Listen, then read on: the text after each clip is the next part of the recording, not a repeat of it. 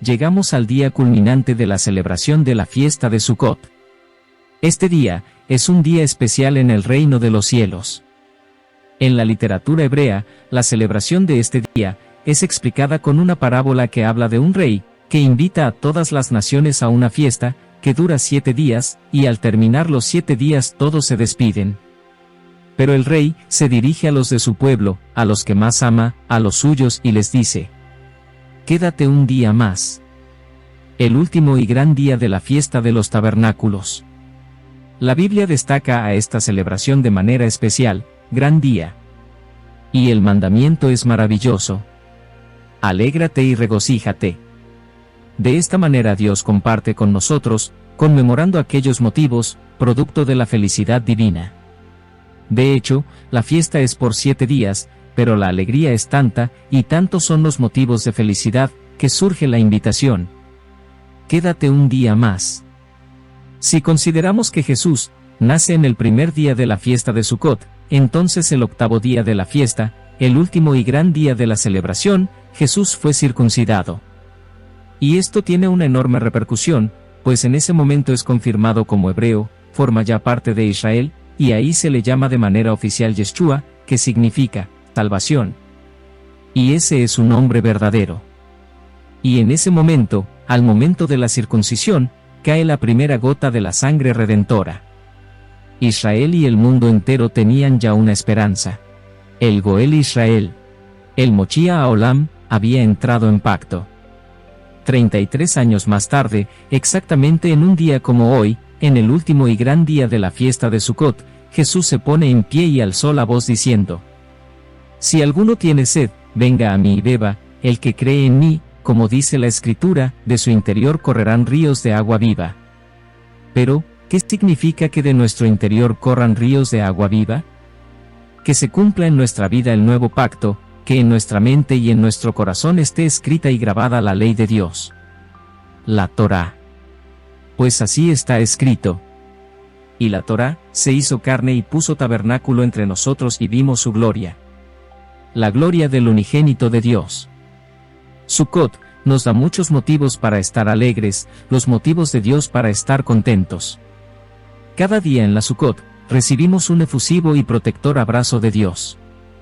Y qué mejor fin de fiesta, que el compartir con Dios su mayor alegría. La redención de su creación a través de su Hijo. El Melech Malhei. El Rey de Reyes y Señor de Señores, Yeshua de Nazaret, el Mesías prometido. En la Biblia, este día está destacado como un día muy importante para Dios, es su fiesta, es una santa convocación. En el Antiguo Testamento, se trata de la parte culminante del calendario de fiestas eternas de Dios, y es un día de gran regocijo y alegría. Y en el Nuevo Testamento, es el día en que Jesús se revela como el Mesías prometido. Y la pregunta es: ¿qué relación directa hay de este día en particular con el Mesías? ¿Y por qué debe de existir un Mesías? ¿En qué momento Dios decide que haya un Mesías? Alguien le sugiere, o le da la idea a Dios, de que envíe a un ungido de él. ¿Por qué y para qué debe de venir un Mesías a este mundo?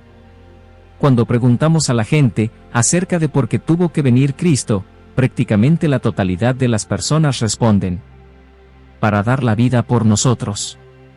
¿Será eso todo el propósito del Mesías? Y si es así, y ya cumplido ese propósito, ¿entonces para qué va a regresar? La Biblia nos enseña que todo este mundo es hecho para Él. Juan capítulo 1 versículo 10. En el mundo estaba, y el mundo por Él fue hecho. Si el mundo es de Él, y para Él, no podemos pensar que Dios creó todo este mundo, solo para que su Hijo muriera por culpa de nosotros, y ya. Entonces, el sacrificio redentor del Mesías, es quizá la inversión más costosa de su ministerio, pero eso no es el motivo de su existencia. Entonces, ¿cuál será el motivo por el cual debe de existir un Mesías? La respuesta la tenemos en la Torá. Cuando Dios se manifiesta a toda una nación, al pueblo elegido, y habla desde la cima del monte Sinaí, y todos, absolutamente todos, escuchan su voz y sus palabras. Los 10 mandamientos. Y después vemos que dice lo siguiente: En Éxodo capítulo 20 versículos 18 y 19.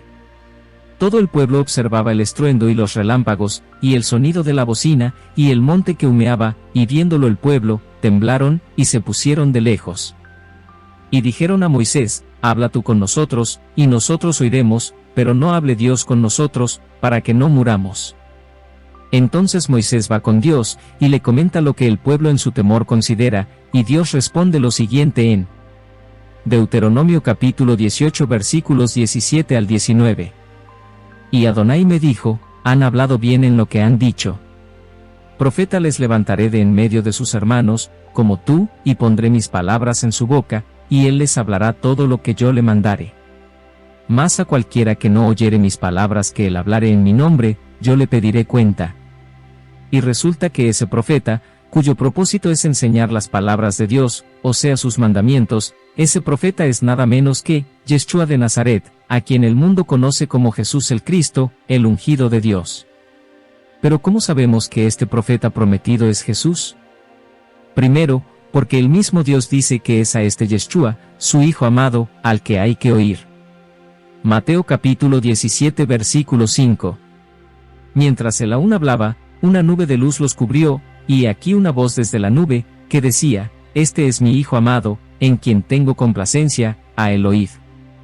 Y también el propio Mesías varias veces dijo, que lo que él enseña, son las palabras que escuchó del Padre.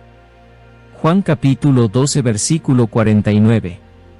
Porque yo no he hablado por mi propia cuenta, el Padre que me envió, él me dio mandamiento de lo que he de decir, y de lo que he de hablar.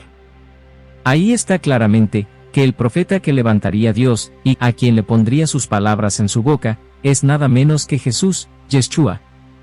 Por lo tanto, el propósito fundamental, la razón de ser, y el objetivo más alto de la existencia del Mesías es, enseñar los mandamientos de Dios.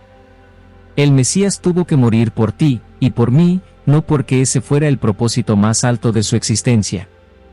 Murió porque tú y yo estábamos llenos de maldad, y Él no quiere que nadie se pierda, sino que todos, tú y yo, procedamos al arrepentimiento. Así lo dice, en 2 de Pedro capítulo 3 versículo 9. El Señor no retarda su promesa, según algunos la tienen por tardanza, sino que es paciente para con nosotros, no queriendo que ninguno perezca, sino que todos procedan al arrepentimiento. Y de esta manera así, poder cumplir con su propósito real. Hablarnos las palabras de su Padre, que son sus mandamientos. Por eso es que existe un Mesías, un ungido de Dios. Y así como un día vino, y se encargó de dar su vida en rescate por todos nosotros. Asimismo, un día va a venir, y se hará cargo de que todos nosotros obedezcamos los mandamientos de su Padre. Y la existencia del Mesías, está relacionada íntimamente, con el último gran día de la fiesta de los tabernáculos, y la Biblia nos muestra un pasaje de una acción sorpresiva que protagonizó, Jesús poniéndose de pie y hablando al pueblo en el último y gran día de Sucot. Resulta que, en el cierre de la festividad de Sucot, en el templo, se realizaba una ceremonia llamada Hoshaná Rabbah, el día de la gran salvación.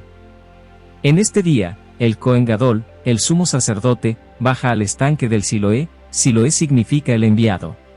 Así que lo que tomaba, era el agua del enviado, y en una jarra de oro, tomaba agua del estanque, y subía por los escalones que conectan el estanque con el templo, y ante todo el pueblo ahí reunido, vertía el agua en el altar, y el sumo sacerdote, todos los levitas y todo el pueblo ahí reunido, hacían una oración especial y clamaban a Dios diciendo: Eloheinu Sheba Samayim, Dios nuestro que estás en los cielos.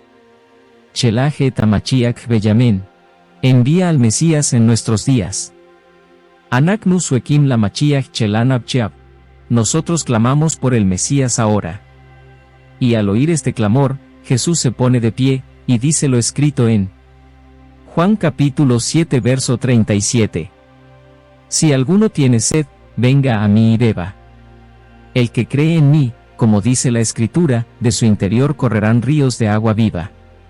Y así, citando Ezequiel 47, Jesús se estaba revelando, que él era el Siloé, el enviado, el Mesías prometido, aquel profeta que vendría con las palabras de Dios en su boca. Y la Escritura nos muestra, que sí lo reconocieron. Veamos Juan 7 versículos 40 y 41. Entonces algunos de la multitud, oyendo estas palabras, decían, verdaderamente este es el profeta. Otros decían, este es el Mesías. Pero algunos decían, ¿de Galilea ha de venir el Mesías? Ahí está escrito, la gente lo reconoció como el profeta. ¿Qué profeta?